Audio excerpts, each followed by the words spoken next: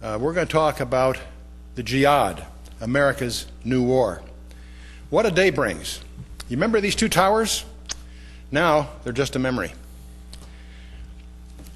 One of the quotes that I can't resist starting off with is the words of Admiral Yamamoto, who was the commander of the Japanese forces at Pearl Harbor. He says, "I fear all we have done is to awaken a sleeping giant and filled him with a terrible resolve." And not just of America, but of the whole world. We're going to talk about this wake-up call. We're going to talk about what are we up against? What is the real issue behind all this? And what else can we expect? And furthermore, what should we be doing? Wasn't long ago we had TW-800. It was brought down by a missile despite attempts to cover it up. And anyone that's been close to this recognizes the Islamic tenor of it. We know that they're man-portable surface-to-air missiles, 27 different types in the world market, 17 are capable of reaching that altitude. 15 different terrorist groups are known or suspected of having such missiles. There have been 22 known attacks since 1990. And this is all out of Jane's Intelligence Review. And what a day brings. Remember the USS Cole. And again, we have a Muslim-inspired attack on the U.S. We need to look right in the eye the rise of Islam. It's the biggest challenge to the West today. Now, I want to put up a very crucial caveat right up front so you don't misunderstand. We all need to understand the origin, the nature, and the agenda of Islam. We do not suggest that the rank-and-file Muslims are guilty of the extremism characterized by the terrorist leadership. But we do need to understand what we're really up against and not be blindsided by the politically correct propaganda. Their hearts were revealed. They tried hard to cover this up, but I think we all saw the celebrations throughout the Muslim world at the catastrophe on Black Tuesday.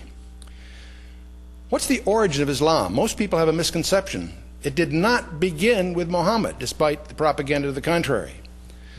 Islam is the worship of Al-Ilah, who's always been the moon god. He's the lord of the Kaaba and 360 idols. The Mecca franchise was given to the Quraysh tribe into which Muhammad was born.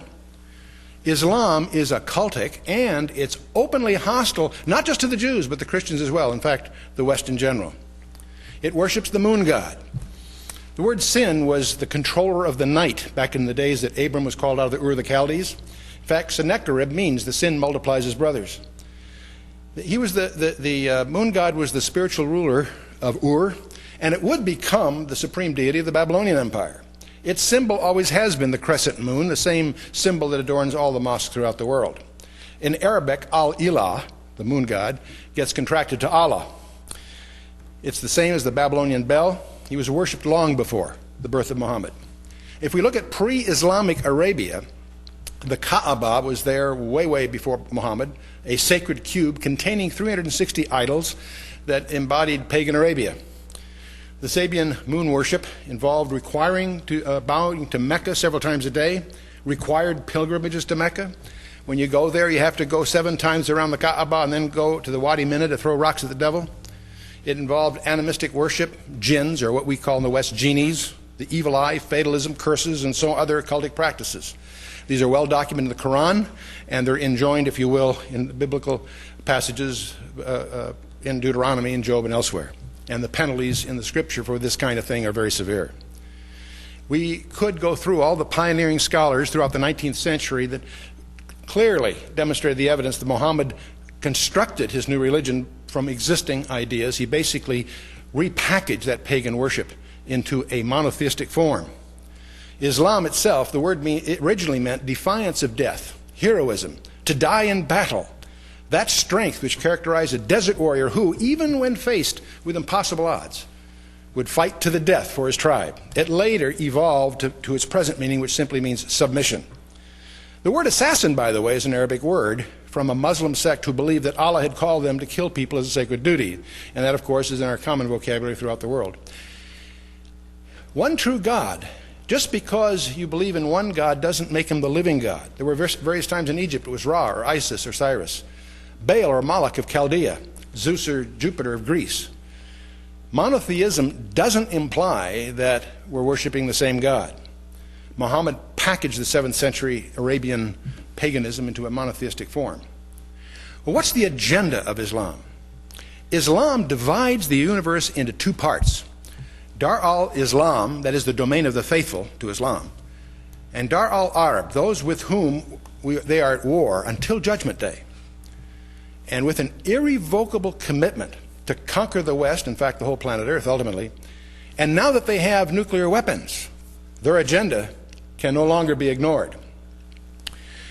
You go through the Quran and you'll find all kinds of passages. In Surah 9:5 it says, "Fight and slay the pagans, the infidels, the non-Islamics, wherever you find them, and seize them and beleaguer them and lie in wait for them in every stratagem of war." In Surah 9:73, "Prophet, make war on unbelievers and hypocrites and deal rigorously with them." In Surah 8:59, "Let not the unbelievers think they will ever get away. They have not the power to do so. Muster against them all the men and cavalry at your command, so that you may strike terror into the enemy of God and your enemy. Prophet, rouse the faithful to arms, and if they incline to peace," that means accept Islam, "make peace with them.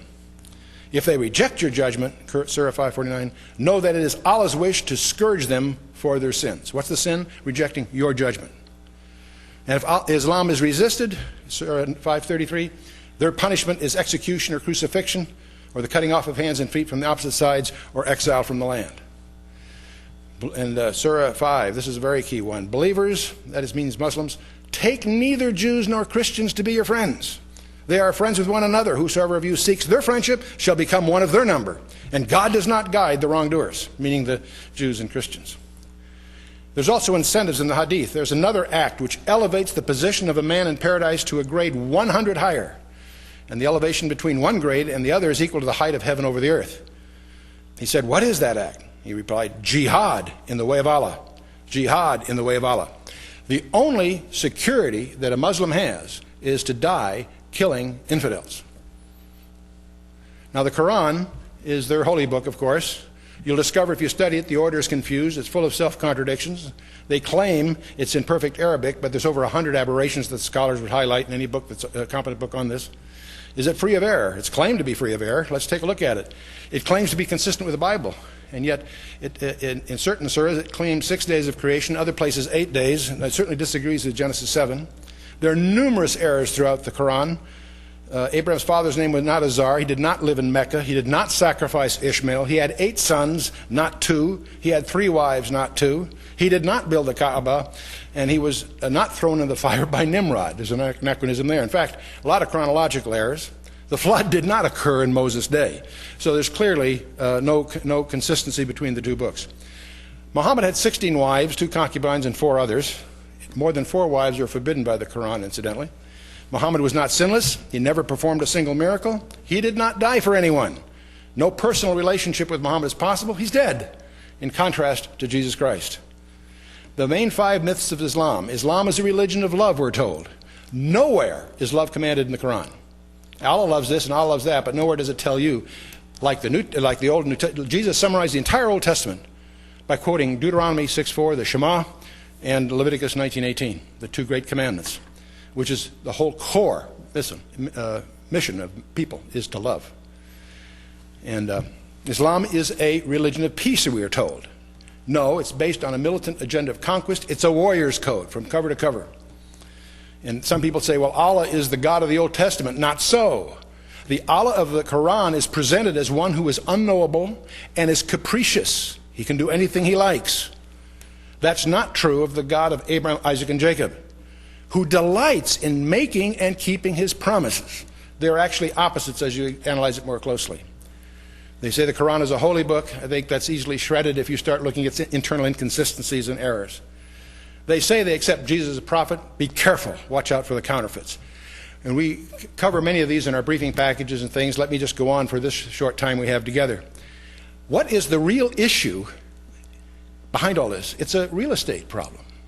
Every nation on the planet Earth occupies its present geography because of a history of conquest, except one. There's one nation on the planet Earth that has a documented land grant from the Creator himself, and that's Israel. We find that in Genesis 15, in which God resorts to a divinely ordered ritual that was the highest form of oath in those days. It was called Barat, to cut a covenant. The participants in this covenant would take a sacrifice, divide it in 2, and split it apart, And then they would walk together, repeating the terms of the covenant in a figure 8 between those two pieces. And that's exactly what God has Abraham set up in Genesis 15, except before he starts then, Abraham is put in a deep sleep, and God alone goes between the pieces, pointing out that this is an unconditional covenant. Abraham had to do nothing. It was a one-way deal in his favor. Now, this Abrahamic covenant commits the land to Abraham, Isaac, and Jacob and their descendants, from the river of Egypt to the great river Euphrates. Whenever they talk about the West Bank, I like to ask them, what river did you have in mind? They would be estranged for 400 years, but they would then return. All that's prophesied there in Genesis 15, which of course has been fulfilled in history. This covenant was declared eternal and unconditional. It was reconfirmed by an oath in Genesis 22. And it was also confirmed to Isaac and Jacob. And it's interesting that when it's confirmed to Isaac and Jacob, they're both in a condition of disobedience. There's no requirement on their part for this covenant to have effect. And incidentally, the New Testament, in Hebrews 6, declares this covenant as immutable. That's the issue. Satan, through Islam, is challenging their right to the land. Now, there are a number of myths about Palestine. That's a name that the Romans deliberately gave it when they tried to purge out any Jewish presence in the land. It was their term for the Philistines. And after the rebellion of 132-35 A.D., the Roman 12th Legion had been wiped out by Bar Kokhba and his gang. It took them 3 years to get their act together, but then they leveled the whole city, forbid Jews from entering that city, and renamed it Palestine. Subsequently, it became a province of the Byzantine Empire, then a number of Muslim empires, but always the headquarters was Damascus or Baghdad, never Jerusalem. They had it for 1,000 years and let Jerusalem go to rubble. Then came the Crusaders, then the Mamluks from Egypt, then the Turks from Istanbul, and finally the British Mandate. And if you go through the history, you'll realize there's never been a Palestinian state, a unique Palestinian people, or a Palestinian language. That's a myth of the press, and it's perpetuated by the illiteracy that comes from Israel's adversaries. Zechariah 12 talks about Jerusalem in a fascinating way. It says, "Behold, I'll make Jerusalem a cup of trembling unto all the people round about. And on that day will I make Jerusalem a burdensome stone for all people. All that burden themselves with it will be torn in pieces." In other words, anyone that takes on this thing will get a global hernia. That's really what the language implies. All the people of the earth be gathered together against it. You know, this passage was written 2,500 years ago, 500 years before the gospel period. It's patently absurd. Why should this city, in modern times, be relevant to anybody? No harbor, no rivers, no natural resources. It has some religious significance, but the world is a-religious. Who would care? Well, some Jews, not all of them. The Muslims had it for 1,000 years, let it turn to rubble. Christians love to visit, but not to die for. And yet, as we have this meeting right now, the late lights are burning in every staff group of every headquarters around the world, of every nation that's internationally relevant, struggling as to what position to take regarding Jerusalem. And so we have this whole tension. Now, Israel, of course, is under tension. They have what you may be interested to know. They have 3 submarines offshore. These are German-built Dolphin-class submarines. The first 2 were paid for by the German government, interestingly enough. Israel paid for the 3rd one. They're capable of launching 8 cruise missiles with nuclear warheads. They're intended to be a deterrent to a land or air-based attack on the Israeli homeland. Well, it may surprise you to discover that this came to terms here earlier this year. There was a combined British-American air raid against the command and control center of Saddam Hussein, about 20 miles north of Baghdad. It had been intended to preempt Saddam Hussein. 2 U.S. AWACS, 4 Hawkeye A2C spy planes, 36 other British and U.S. aircraft took off from Incirlik, the base in Turkey, and also carriers heading for Iraq. The Israeli Air Force was involved. 35 missiles were fired, but unfortunately every one missed their target through the software problems. And all this really did is strengthen Saddam Hussein's resolve. And that leads to the showdown of Thursday, February 22nd of this year. Many of you may have seen the movie 13 Days, which was, of course, the brinksmanship involved with the Cuban Missile Crisis. An excellent movie, well documented. I know a lot about that because I happened to be with the Assistant Secretary of Defense, John Rubel, on that fated afternoon.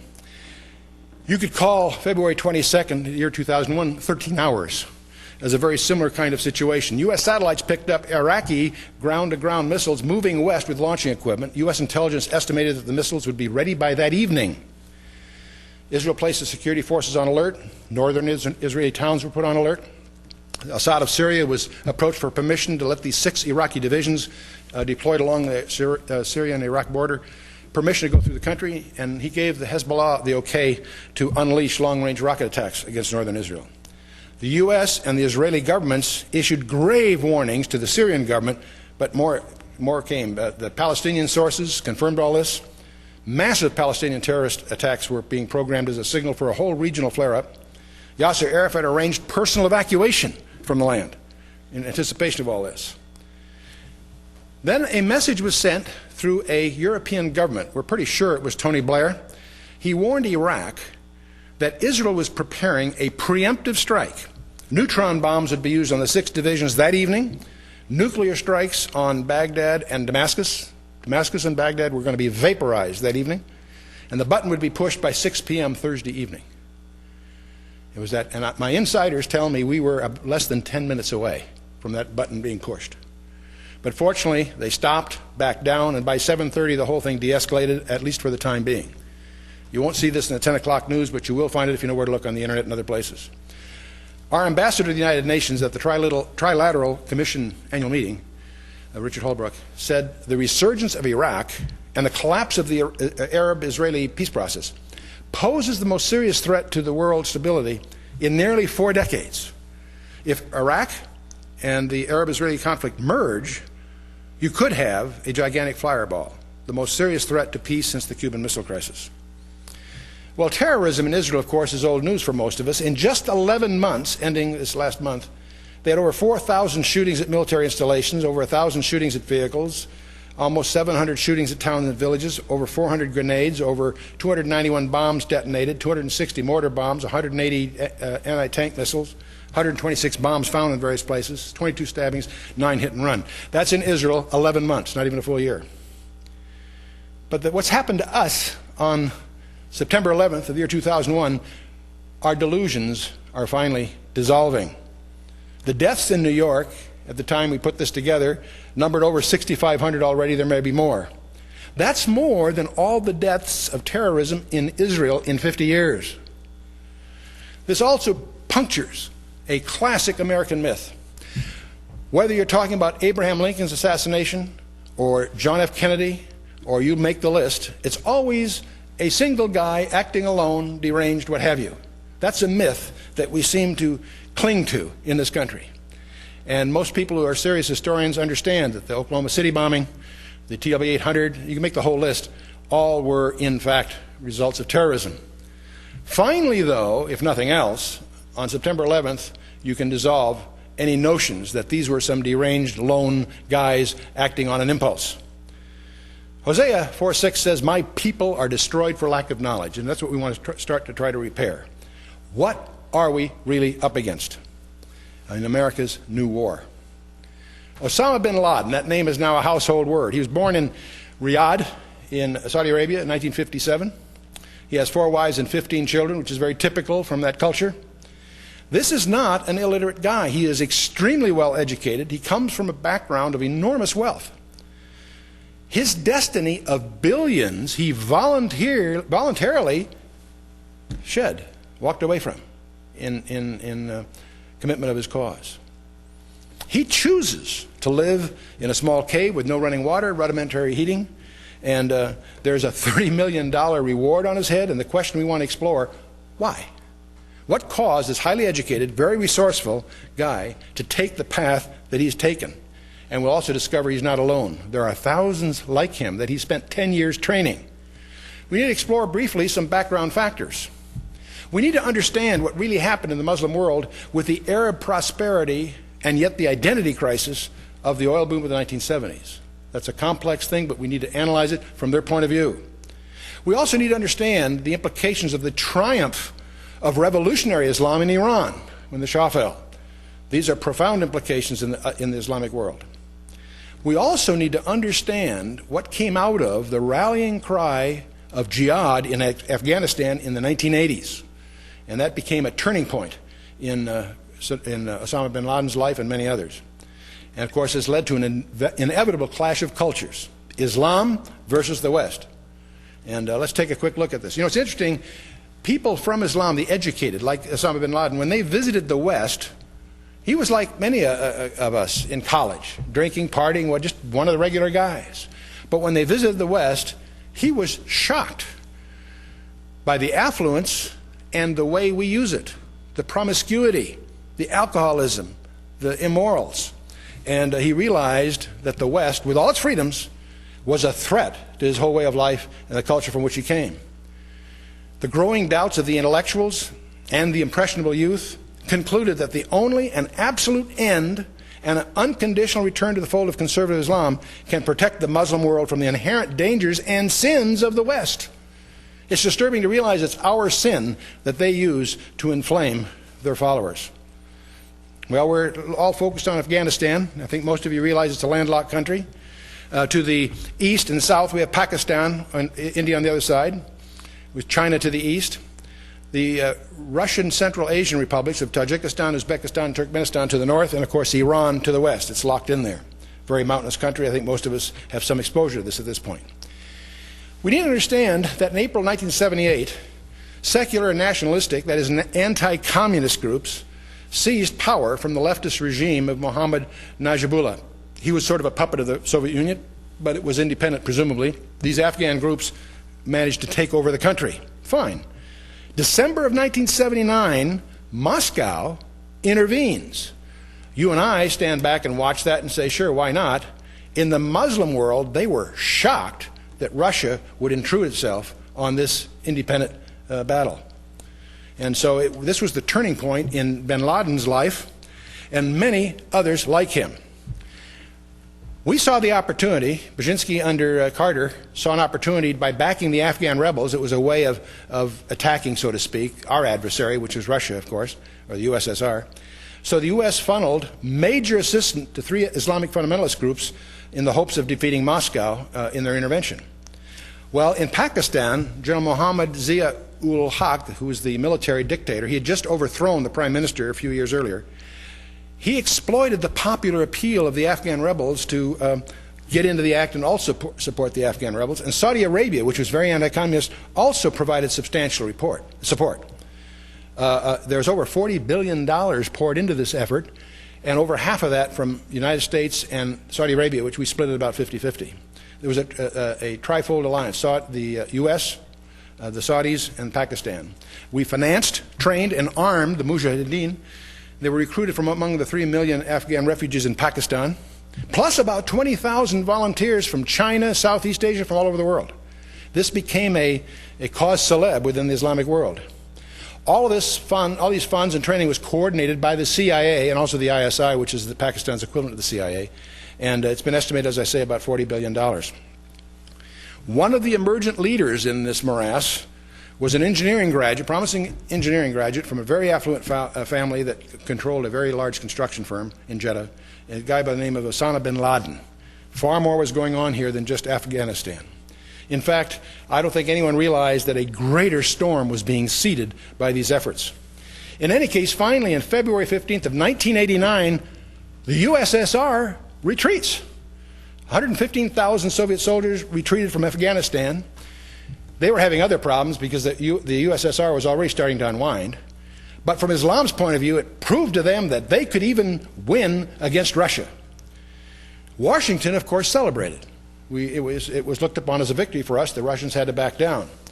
We wonder if the founders of U.S. policy in Afghanistan during the Carter administration realized that their zeal in defeating the USSR laid the foundation for a phenomenon that would spread through the entire Islamic world and endanger the U.S. homeland. But that's exactly what really happened. By the way, did anyone notice the glaring contradictions here?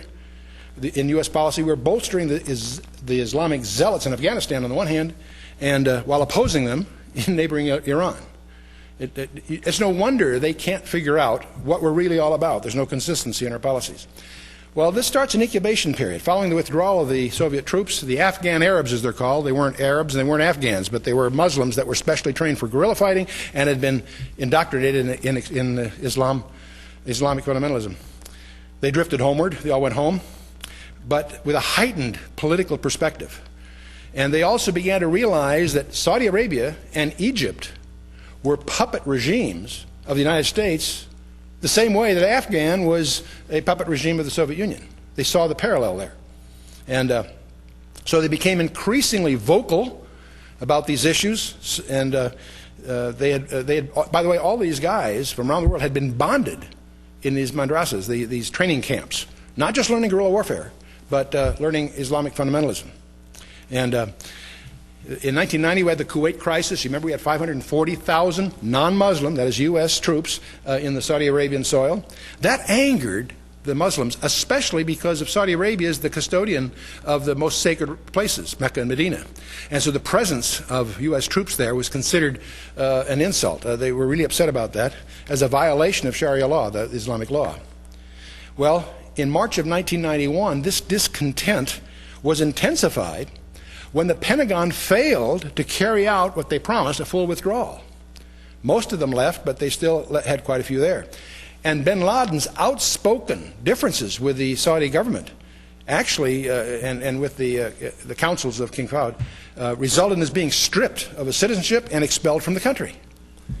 This guy believes in what he's doing. He puts himself behind his convictions.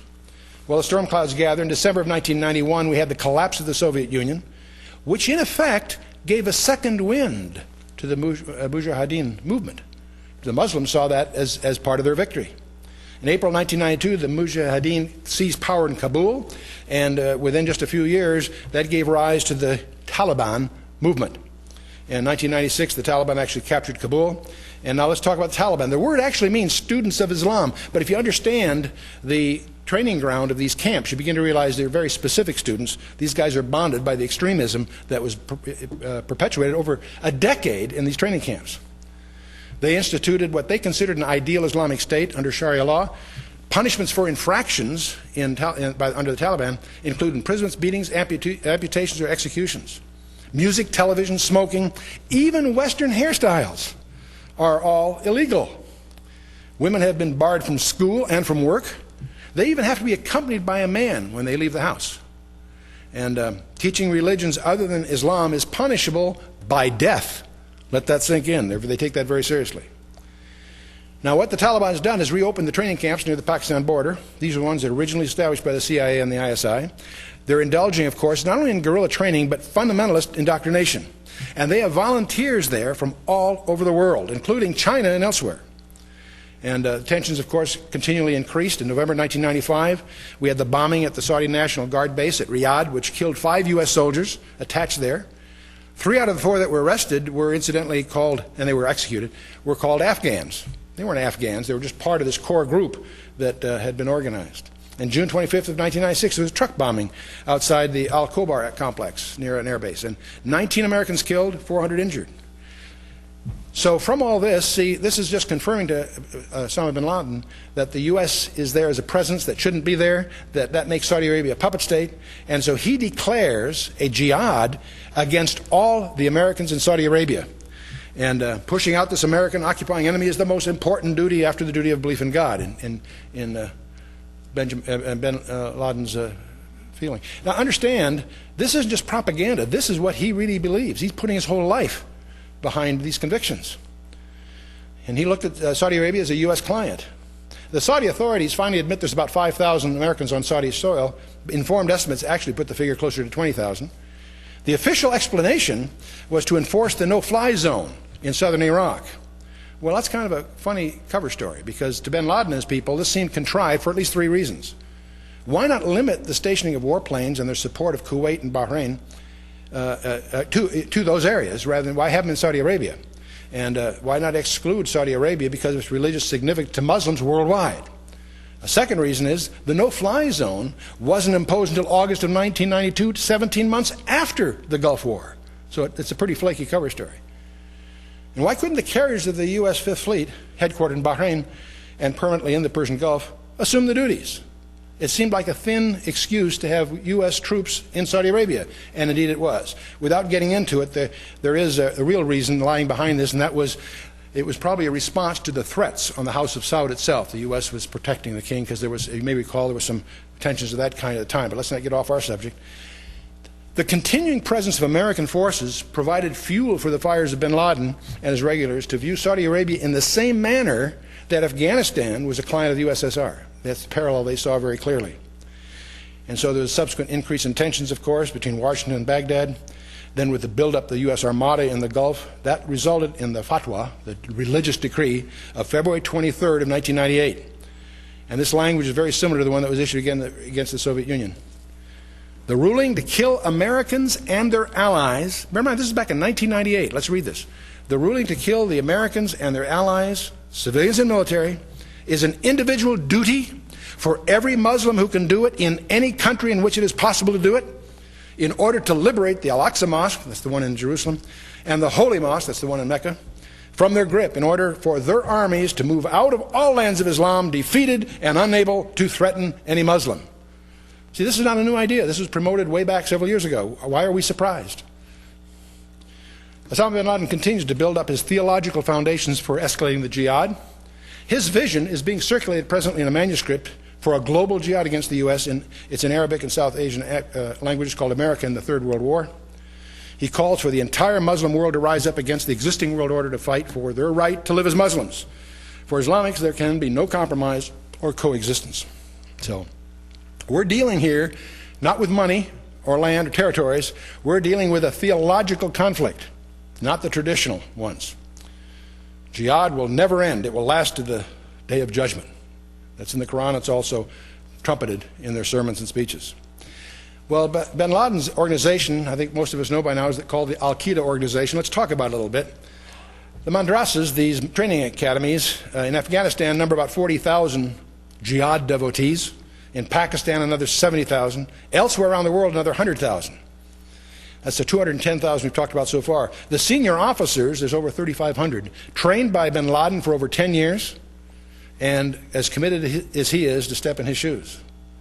There are other commanders around the world, about 6,400 of them in 12 centers, in North America, Yemen, Saudi Arabia, Albania, Kosovo, Algeria, Chechnya, Tajikistan, and the former Soviet republics of Central Asia, the Philippines, Egypt, Ethiopia, and Somalia. And they have recruitment centers in 50 countries. And most of this information you get from Joseph Bodansky, who is the director of the Congressional Task Force on Terrorism. And now the resources that they have, the Taliban, don't underestimate these people. They have income from the drug trade of $8 billion a year. They launder this through the Russian mafia, which gets a 10 to 15% commission, which gives the Russian mafia $1 billion a year income. No one really knows how much is involved in these transactions because it goes in dozens of countries throughout the entire world. An interesting sidelight to the events of Black Tuesday is the insider trading. Security investigators are combing the records and they're finding some very interesting things. The way you can take advantage of insider information, if you know somebody's going to get hurt, is to sell the stock short, or even better yet, buy options on the downside. You can buy stock options that are traded quite broadly. If on the upside, you buy a call option, which is a contract to buy it at a certain price. If it's going up, you usually do that. If you think the stock's going down, you buy a put option, which is a contract to sell at a certain price. Usually these are about in the same size. If there's an unusually large disparity, it's a hint that somebody's trading on inside information, either because it's too large, or there's an imbalance, or they're too speculative. There's a number of things that cause these things to be suspicious. Well, it's interesting that on the September 6th and 7th of this year, on United Airlines, somebody purchased 4,744 puts, and this is against a typical traffic of about 396 calls, which is suspicious right there. The people, if you assume that maybe 4,000 of those almost 4,800 puts were insiders, that put their profit at about $5 million, because the stock, of course, the following day, United Airlines dropped 42% from $30 to less than $18. American Airlines went down 39%, from under $30 to about $18. If you look at on the 10th, the day before the attack, over 4,500 puts were purchased against usually about 700 is the normal kind of traffic. If 4,000 of those were insider purchases, that puts a profit of about $4 million. It's interesting that there weren't any puts on Delta Airlines. There wasn't any puts of consequence on the others. There were a lot of puts on KLM, which is interesting. And it is my understanding that they thwarted an attempt there on KLM. But let's move on. Morgan Stanley Dean Witter occupied 22 of the floors of the World Trade Center. During the 3 days prior to the attack, Over 2,000 puts on Morgan Stanley Dean Witter were purchased, and the average traffic is about 27 contracts a day. Merrill Lynch has offices right next door. 12,000 puts purchased in the 4 days prior to the attack against a typical traffic of 256 per day. So the investigators are starting to look at these things, and what's interesting, it's sort of like the guy the terrorist that tried to get the deposit back on the truck that was used in Oklahoma, and they caught him. I mean, same kind of thing. So it's going to be very, very tough to unravel these transactions, because obviously they use false corporations, false names, but it'll take a long time, but it is a path to understanding the financial network that lies behind it. Anyone that was involved in this is an accessory to the crime, because they knew about it beforehand. Well, meanwhile, you might be interested to know about the commando units. We have, of course, Delta Force from Fort Bragg, North Carolina, SEAL Team 6. We also have the Special Air Service, the SAS of Britain, and the Special Boat Service, that's the Royal Marines out of Dorset. They're all working together as we speak.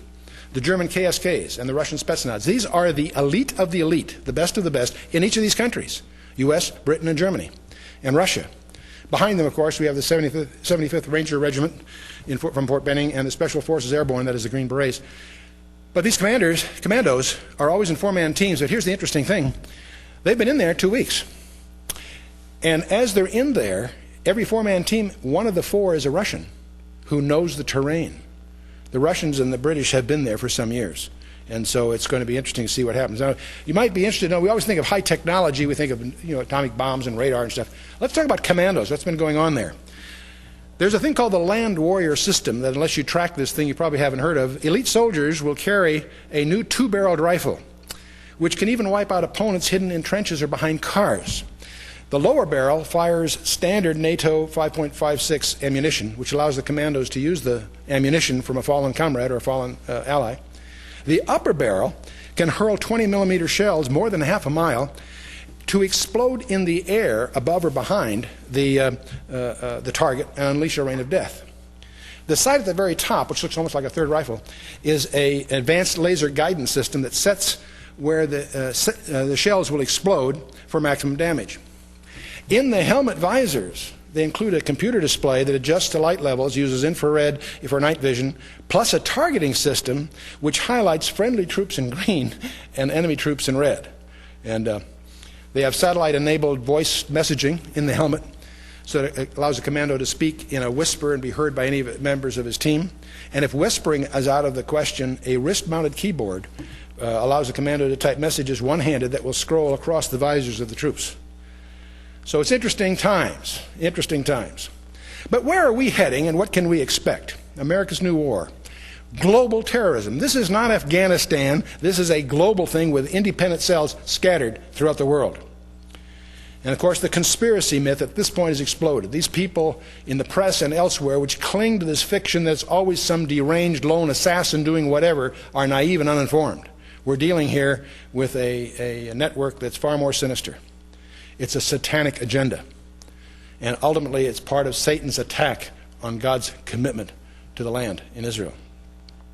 What technology is available? Now, we obviously are familiar with conventional assaults, guns, knives, whatever. We're obviously can understand those. But there's other technologies that you and I might not be very comfortable with, but are dream technologies for a terrorist. And of course, the first one on the list is biochemical weapons. We'll talk a little bit about that. We'll talk about electromagnetic weapons and nuclear weapons as we go through. But recognize that our responses to all of these are going, inevitably, to erode our freedoms. And there's going to be a very delicate debate going on as to what do we give up for security. And that has no simple answers. It's a complex question. Let's be aware of it. Well, let's talk about the biochemical weapons. There's sarin, tabun, anthrax, plague, botulinum. These have all been readily available agents for terrorist usage. Remember back in 1995, sarin was unleashed on a Tokyo subway. Only 12 were killed, 5,500 injured because they didn't mix it properly. But they can kill within minutes. It'll penetrate the skin or being inhaled. It's very dangerous. The technology in biochemical is far more available and far less costly than nuclear or some of these other techniques. If you can get a room that's 20 feet on a side, say in a basement somewhere, and you can afford to get some equipment that's no more complicated than the kind of equipment that you would ferment beer with, get a protein-based culture, a gas mask, and a plastic overgarment, you're in business, and your investment in this production plant is less than $20,000. Now, the symptoms from whatever you insert into a metropolitan culture will be delayed for many days, which gives you a chance to get out of there before they even know they have a problem. And if it's contagious, it even spreads throughout the entire culture from person to person. Treatment is elusive and uncertain.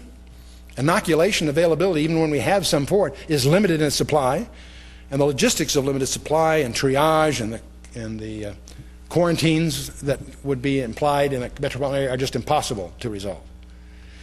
Biological weapons are being produced in over a dozen countries. Here's a list from the Office of Technology Assessment in the U.S. Senate hearings. Iran, Iraq, Libya, Syria, North Korea, those are rogue states by our reckoning.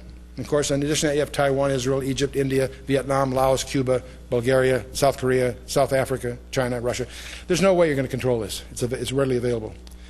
Russia has the largest and most aggressive biological warfare program. Iraq's developing over a dozen different pathogens, including genetically altered microorganisms.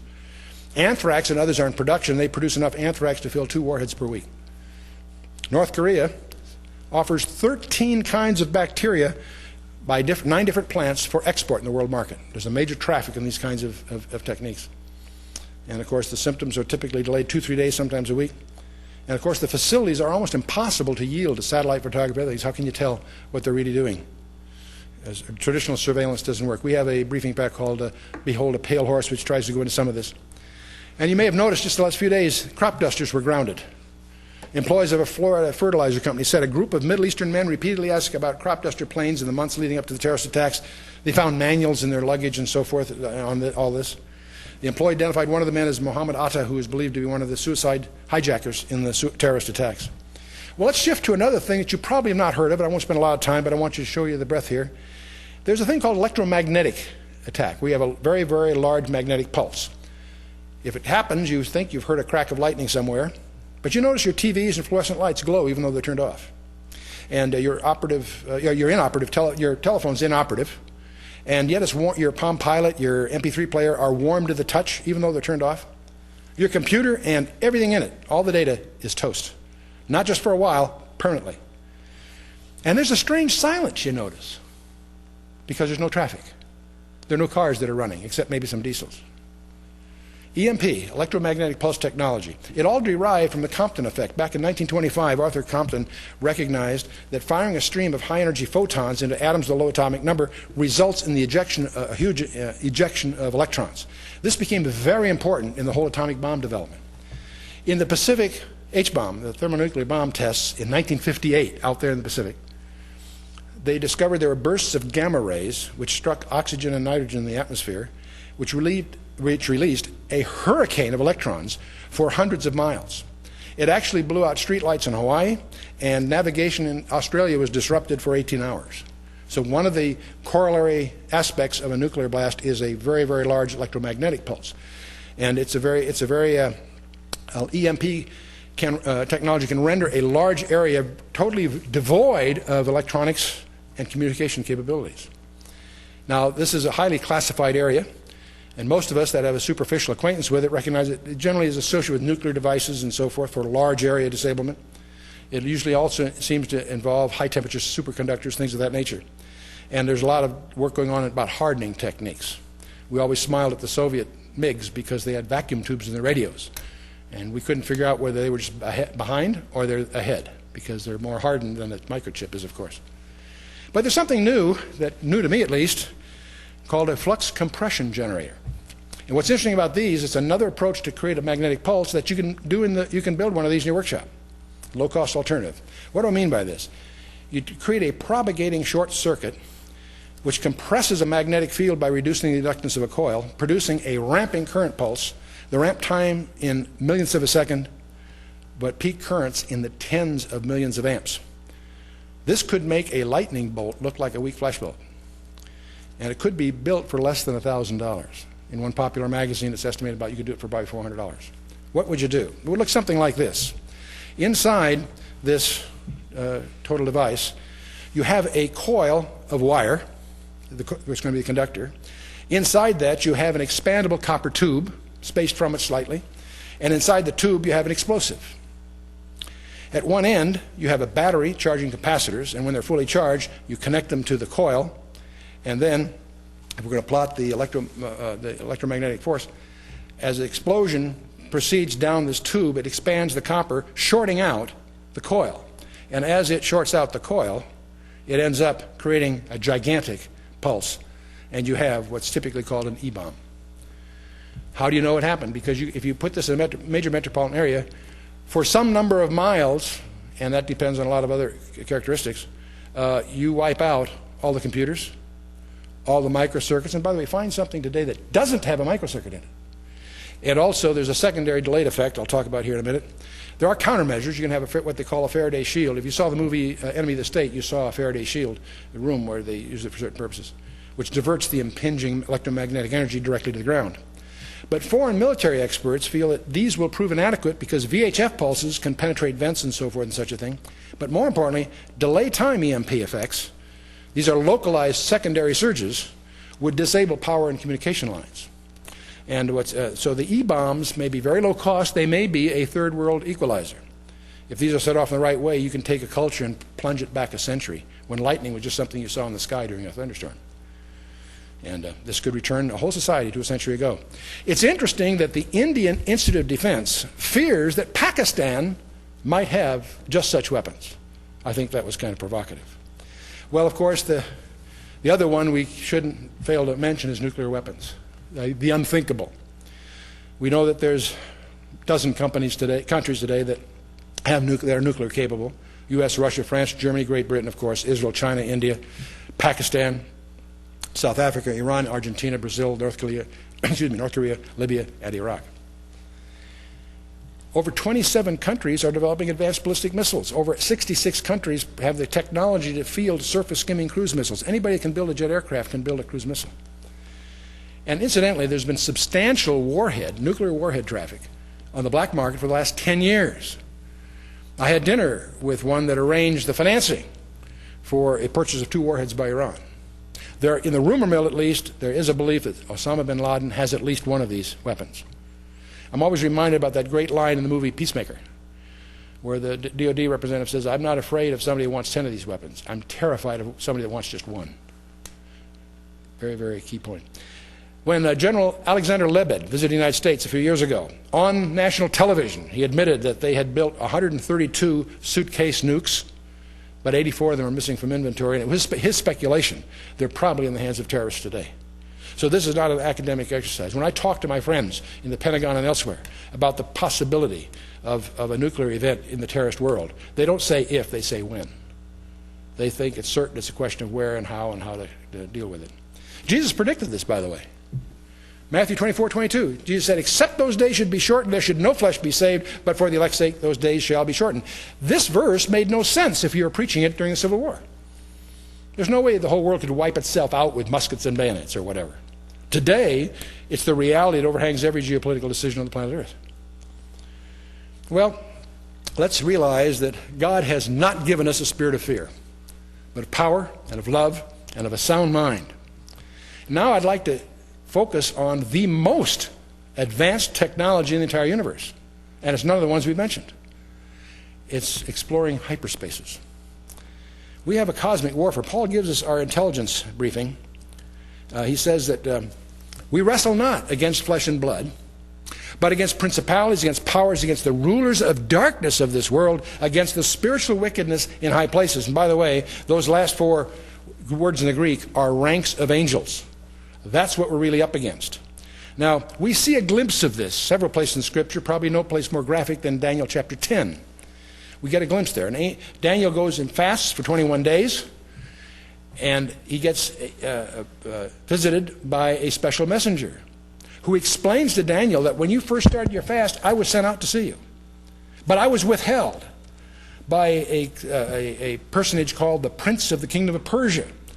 I was withheld for 21 days until Michael came to help me. Then I got through. And after I give you what I'm going to give you, which is Daniel 11 and 12, the climactic 2 chapters of Daniel, after I give you this prophecy, I've got to go back and deal with this guy some more. And after him, the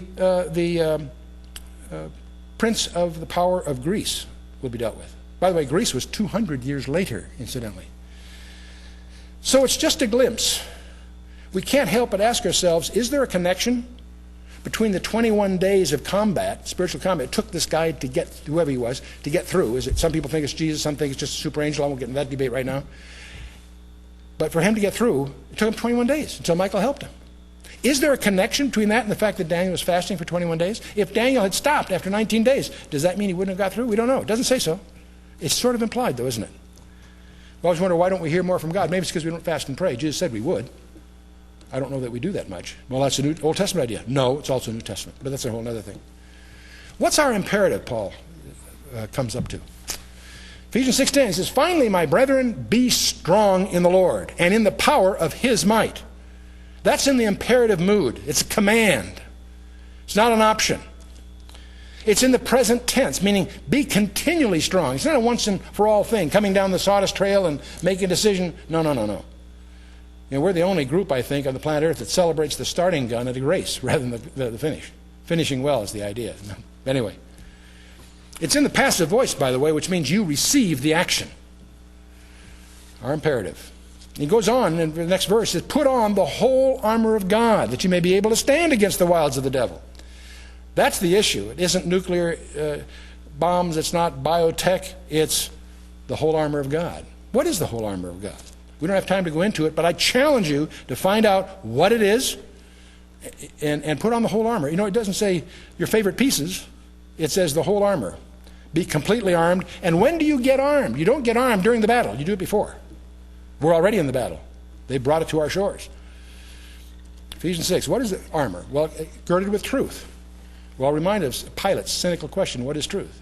Jesus answered it very clearly in many places. The breastplate of righteousness, what's that all about? Our feet shod with the preparation of the gospel of peace. We need to prepare. Christians are woefully unprepared. And the shield of faith.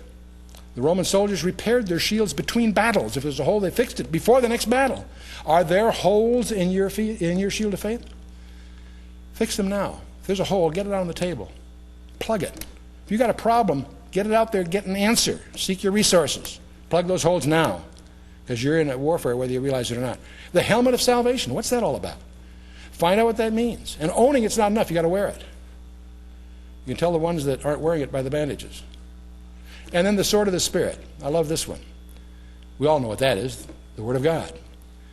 But swords, there's a lot of lessons about swords. You know, in the technology of the early centuries there, a longer sword was an advantage. Anybody that's taken hand-to-hand. At the academy, we had to do that every year. Some hand-to-hand, some wrestling, some boxing, some wrestling, and then hand-to-hand. And I hate boxing, but I have a long reach, which kept me out of trouble in general. But the Romans did something very different. They invented a 24-inch sword, the Missler. And with it, they conquered the world. How can that be? Because there's two parts of the Missler you don't hear about. It took two things. It took special training and lots of practice.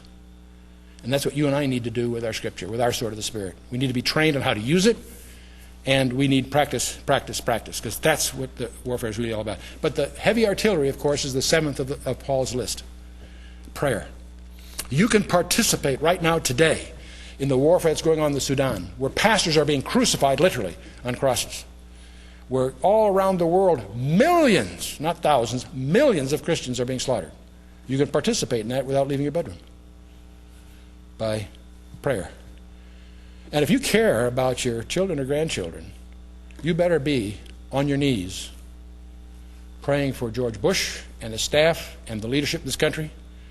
I personally am pleasantly surprised by what I see. Is it perfect? Of course not.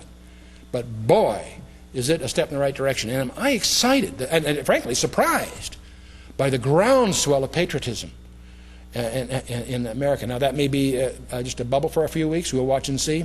But what I'm really excited about is people asking questions. People you could not get interested in the gospel or the Bible or Jesus Christ are calling me. I haven't talked to for 30, 40 years. Hey, Chuck, where's in the Bible to say this or that? They're trying to find out. They're open. They're asking. You need to be prepared to respond to those questions. And so our watchword needs to be 2 Chronicles 7:14. Let's look at this very carefully. God tells Solomon, God appeared to Solomon. He said, if my people who are called by my name shall do 4 things, I'll do 3. He says, if my people who are called by my name will humble themselves and pray and seek my face and turn from their wicked ways, then will I hear from heaven, forgive their sin, and heal their land. You notice that this is not addressed to the unbelievers in America. This is not addressed to the Congress or the Senate or the whatevers. He says, if my people who are called by my name, you decide whether you're in that category or not. If we will humble ourselves, we know how to do that. We may not do it enough. We know how to do that. If we shall humble ourselves and pray, we know how to pray. I'm intrigued with John Wesley's crack. He says anyone that prays on one knee is half backslidden. If my people who are called by my name will humble themselves and pray and seek my face. Now that's not an intellectual thing. That's a commitment kind of thing. If my people who are called by my name will humble themselves and pray and seek my face, here's the rub, and turn from their wicked ways, then will I hear from heaven, forgive their sin, and heal their land. It's not the sins of the unbelievers in America that's God's obstacle to doing what he really wants to do in this country. It's you and I. It's the sin in the body of Christ. We got to get our act together. Isn't it a crime that our adversaries from Islam can point to the characteristic sins of the West to inflame their youth? What kind of witness have we been? It's time that we get our act together. We need to humble ourselves, pray, and really seek his face and turn from our wicked ways. And that should be our... Now, what's your action plan? Well, one thing, you should better guard your reactions. Be a witness. Don't jump into the backlash against people of Middle Eastern background. It's so tragic that's going on. God loves the Muslims. He died for them. We need to repair our illiteracy in the Bible. Most Christians don't know their Bible. And we have some suggested responses to that. We need to repair our illiteracy about Islam, so we're not prey to the propaganda that is thrown about so loosely, especially in this country. We need to realign our personal priorities. And what's the most essential, precious resource you have? And it's not dollars. It's your time. It's your time. Where are you allocating your time? Are you making time for God?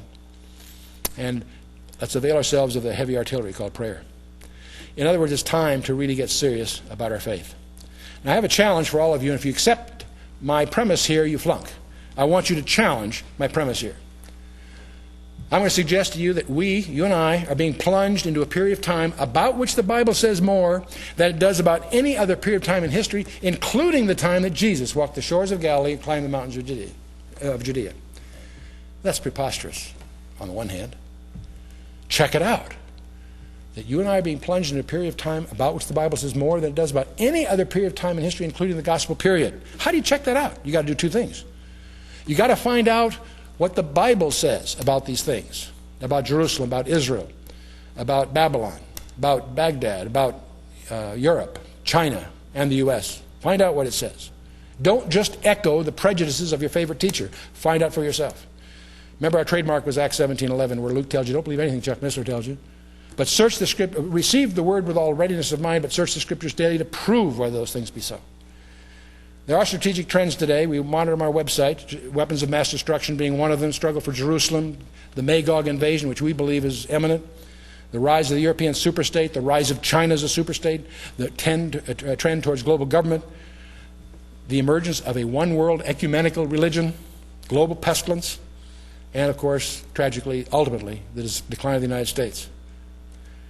The ultimate issue, of course, is the Bible really true? If so, is Christ really who he said he was? And if so, where do you stand with him personally? I don't care what church you go to, all of that. Where do you stand with him personally? Isn't it time to do your own homework? Israel is God's timepiece. Now, we have some answers, we think. Many people don't know their Bible. There are certain pieces of it. I encourage you to take a look at our product we call Learn the Bible in 24 Hours. There's a CD-ROM with 24 one-hour sessions that are accompanied by 1,500 computer-animated slides. If you survive that, we encourage you to go take the Bible book by book, verse by verse. Of course, we have commentaries. There are many good ones around. You can pick your favorites. We have topical briefings, 2 tapes plus notes on some topic, and there's over 80 titles available on various things from technology to archaeology to doctrines, what have you. We encourage you to do your homework.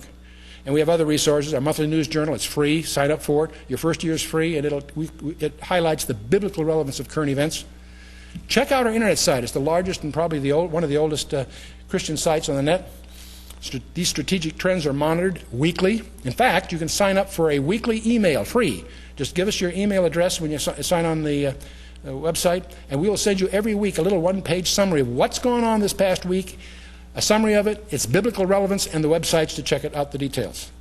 And the Blue Letter Bible, we're a host of that, which has English, Hebrew, and Greek text, commentaries, dictionaries, encyclopedias. You can click on a verse and get as many as 50 commentaries, contemporary or classic. Check it out. And it's free anywhere in the world. And our main mission is to try to encourage you to get into or even organize yourself a home Bible study. If you're in one of these, praise God. If you're not, find one. If you need help, we'd be glad to try to help you start one. But it's easy to do, and you will be blessed and grow faster in that kind of endeavor than anything else I know. So we're Koinonia House, 1-800-K-House-1. Give us a call, and God bless you, and I look forward to our next chance.